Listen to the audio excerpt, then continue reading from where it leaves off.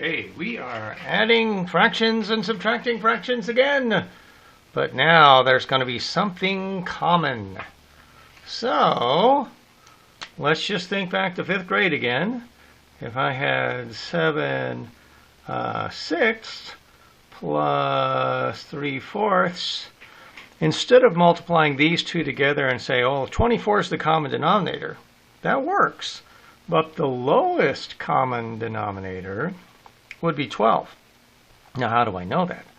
Well, this one is 2 times 3, and this one's 2 times 2, right? So to have the lowest common denominator, I have to have everything in this group along with everything in this group.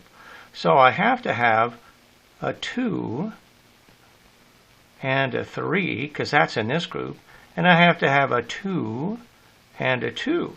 Now look, see, I have a 2 and a 2, that's this group, and a 2 and a 3, that's that group. So what is that? That's 12. See, 12 is the common denominator. And so I don't multiply this one by 4, I multiply by what makes this 12. Well, I just need a 2. See, 2 times 2 times 3, I just need a 2. So this is 14 12s. And then this one, I don't multiply by 6, I multiply by what does this need to look like that? It needs a 3.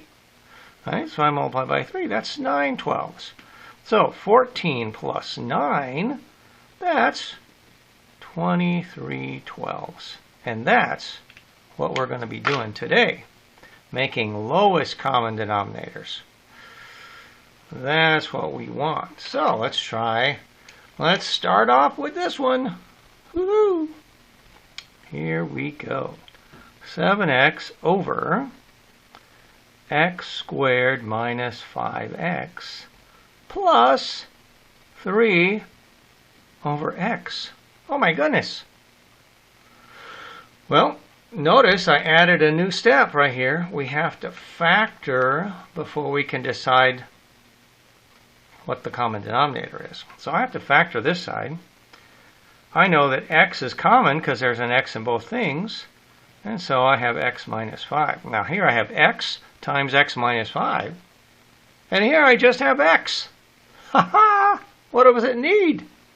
It needs the x minus 5. See, it would be the same as this if it had an x minus 5. Whatever you do to the bottom, you have to do to the top. So, what is the new denominator? X minus 5. What is the new numerator? Well, I have to do 7x plus, and then I have to distribute this. 3x minus 15. So that would be 7 plus 3 is 10x minus 15 over x times x minus 5. All right. Whoa. What makes the fraction undefined? We just look at the bottom, right? What makes this side equal 0 is 0. X can never be 0. What makes this side equal 0? 5. 5 minus 5, that'd be 5. Cannot be 0 or 5. What's the answer? That's the answer. Hey, that wasn't too bad, was it? Let's do it again. Okay, what if we had something like this? 3x minus 1 on top of 4x minus 8. And then adding 4x minus 5 on top of x minus 2. Once again, we have to factor first. First thing, first. Factor, right? Factor, factor, factor. So if we're going to factor, I can't do anything to the bottom. Nothing's common. This is the only one that has something common, so I'm going to take the 4 out. If I divide by 4, I get x minus 2. Oh, ha, ha, look at that. Right? So what does this one need to look exactly like this one? Well, it needs to be multiplied times 4. Right? If I multiply by 4, that makes this denominator the same as this denominator. So if I multiply the bottom by 4, I have to multiply the top by 4. No problem. So what's the bottom? 4 times x minus 2. Okay. What's on top? Well, see, I didn't multiply this side by anything because it's already fine. So that's just 3x minus 1. This one I have to distribute, so that's 16x minus 20. How about that?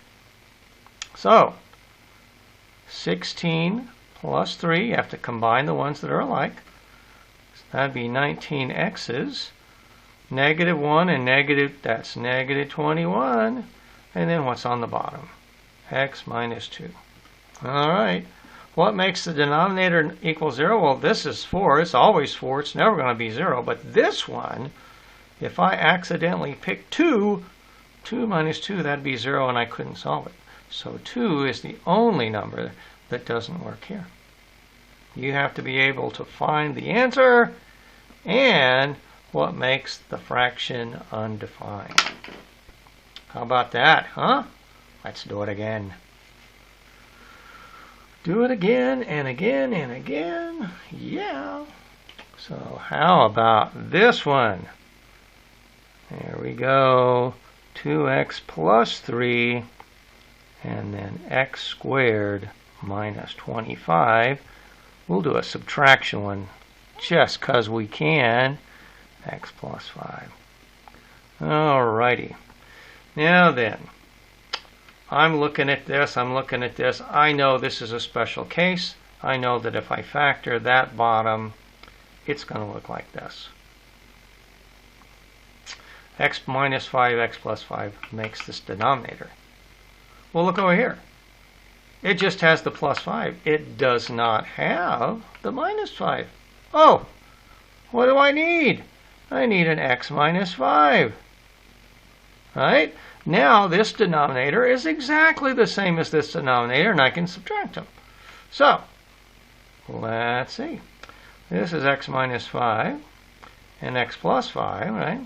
Up here, this one already has the denominator I want, so there's nothing to do there. I don't change anything. Right? That one stays the same because the bottom is already the common denominator. I don't need to change anything. But this one, I have to FOIL. So x squared, and then minus 5 minus 1, that would be minus 6. Negative times negative would be plus 5. Ha! Now I have to subtract. So there are no x squareds. I have to start with this x squared. So that's negative x squared. Okay? Then 2 minus minus 6. Minus minus means plus. 2 plus 6. It's 8. 3 minus 5. Right? 3 minus 5. That would be negative 2. On the denominator, x minus 5. X plus 5. Okay, what doesn't work? Well, the numbers that make this not equal 0, right? We can't have that equal 0. So it cannot be negative 5, cannot be positive 5. Hallelujah! Okay. Uno mas! Just one, and then we're done. Okie dokie, here it comes. This guy is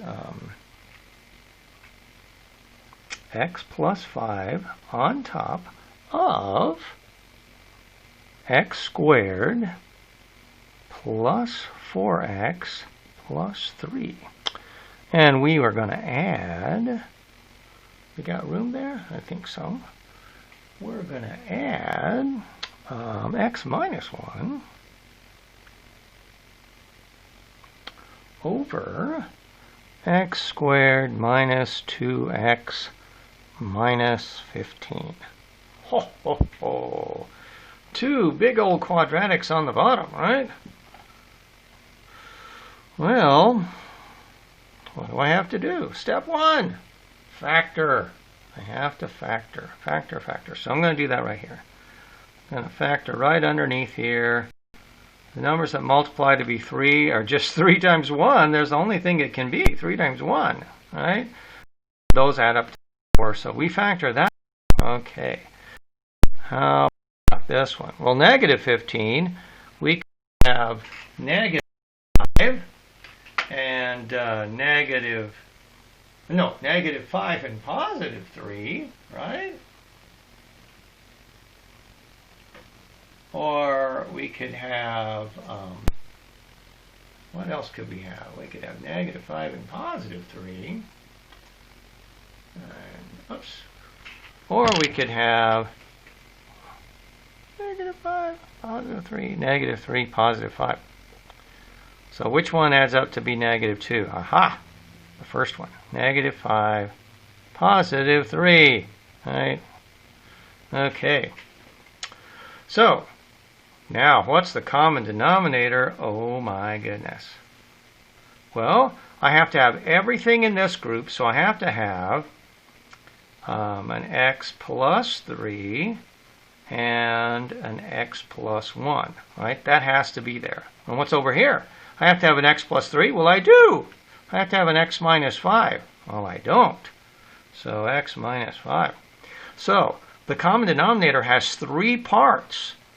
Remember, that means there's going to be 3 things that don't work down here. Might as well find it while we're at it. Yeah. Negative 1, it's the opposite of this one. Negative 3, the opposite of this one. Positive 5. Hey, that was too easy, huh? Okay, so I know what the common denominator is. Now look, this one's almost this. What does it need? It just needs the x minus 5. So up here, this one needs, if I need an x minus 5 right here, I have to have an x minus 5 up here, right? Or else it doesn't work. All right, so let's look at this one. What does this one need? It's got this and this. It doesn't have the plus 1. Well, it needs the plus 1. Right? Plus. Oops, where am I putting it? It doesn't matter. X plus 1. Right? So, now I have the bottom having the same thing as both bottoms are exactly the same. The denominator of this one has 1, 2, 3 parts, 1, 2, 3 parts. Right? Same thing. Okay, so what's on top? I have x squared plus 5 minus 5, well, that'd be gone, and then minus 25. Ha, ha, ha. What's over here? X squared, again, plus 1, minus 1, minus 1. Ta-da! Look at that. So what is the final answer? X squared, 2x squared, so I add these two together, and then negative 21, negative 26 on top of x minus 5, x plus 3, and x plus 1. Okay, we found the answer, and we found what makes it undefined. That is what today's homework is like. Bye-bye.